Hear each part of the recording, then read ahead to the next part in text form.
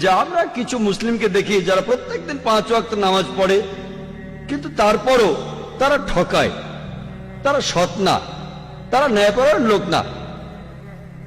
তাহলে আপনি কিভাবে বললেন যে সালাহ হলো ন্যায়পরায়ণতার প্রোগ্রামিং?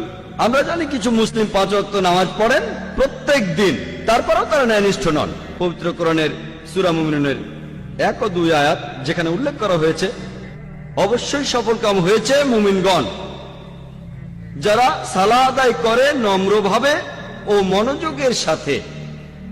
আরবি শব্দ খাশিউন, এটা এসেছে খুশবু, যার অর্থ নম্রতা এবং মনোযোগ দেয়া। সেজন্য আল্লাহ বলেছেন যারা সালাহ আদায় করে মনোযোগের সাথে ও নম্রভাবে তারা অবশ্যই সফল কাম হবে, তারাই সালার উপকারগুলো পাবে।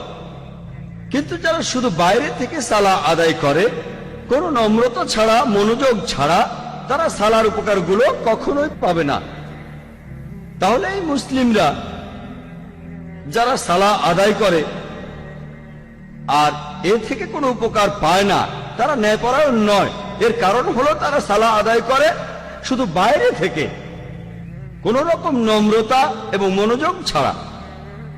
আর যদি কেউ মনোযোগী হতে চায় তাহলে সালার সময় সে যা বলছে তার অর্থ তাকে জানতে হবে, আর আল্লাহ সুবহানাহু ওয়া তাআলার নির্দেশগুলো তখন মেনে চলবেন।